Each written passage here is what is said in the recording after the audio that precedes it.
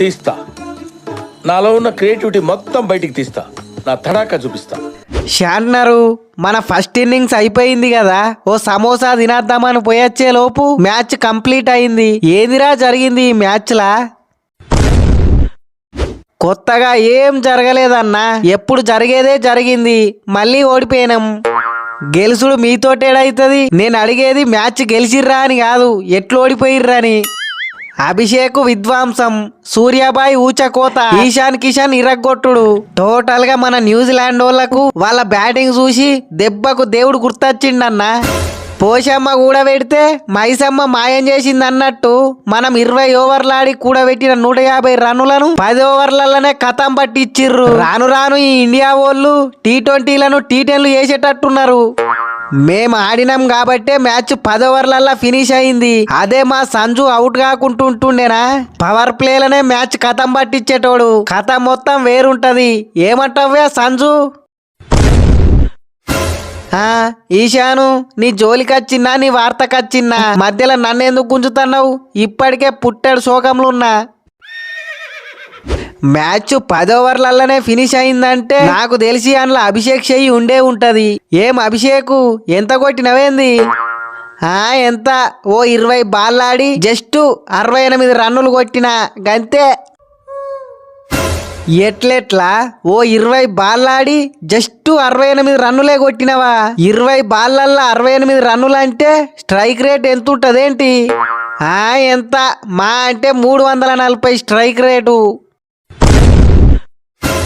ఓడి అమ్మ Bunty, 340 strike rate ఏందిరా బాబు? నువ్వు మనిషివా మానవ మృగానివా?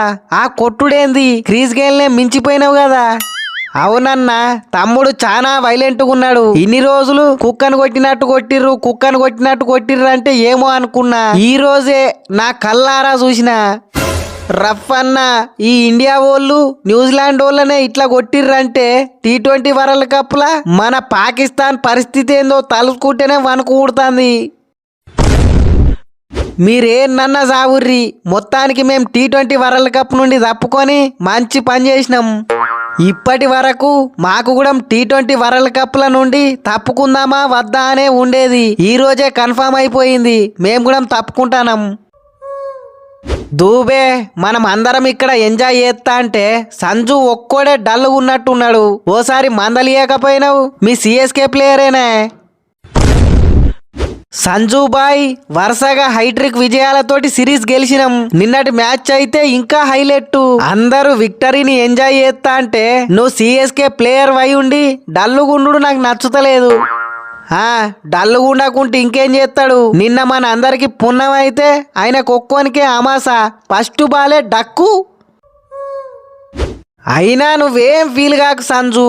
ఏదో 3 మ్యాచ్లల్లో వరుసగా ఫెయిల్ అయినావని నిన్ను టీంలకెళ్ళి వీకెత్తా అంటే మేము అస్సలే ఒప్పుకోం.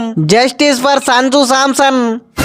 అవసరం లేదు, నా ఏడుపేదో నేను ఏడుస్తా. అయినా పొద్దున్నే నన్ను తలుక్కున్నావేందిరా? అందరి లెక్కనే సైలెంట్గా ఉండరాదు. మాటి మాటికి నన్ను ఎందుకు గెలుపుతున్నావు? నాది ధూల్పేట్, నాకు ధూళ్ ఎక్కువ.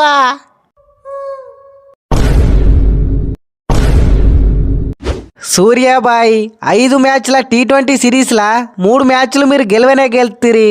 ఇంకేందిగా ఆ మిగిలిన 2 మ్యాచ్లు ఆడకుంటే ఏమైతుంది? మా పిల్లగాళ్ళు భయపడతారు.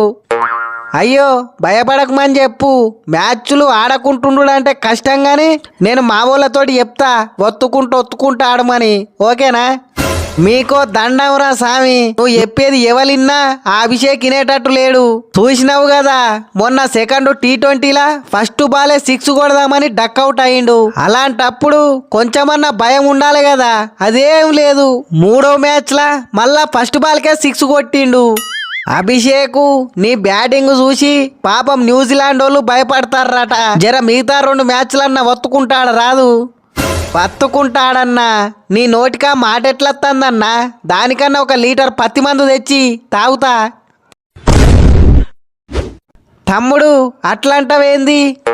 మరి లేకపోతే ఏందన్నా?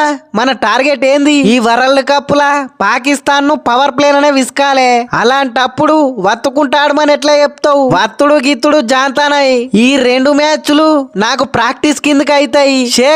అభిషేక్ ఆడిస్తాడు. స్కై వరల్డ్ కప్ లో ఎన్నో టీంలు ఉండంగా మీరు మమ్మల్ని టార్గెట్ చేస్తారు. ఇది అన్యాయం. గిట్ల అయితే బంగ్లాదేశ్ వాళ్ళ లెక్కనే మేము కూడా వరల్డ్ కప్ ఆడాం.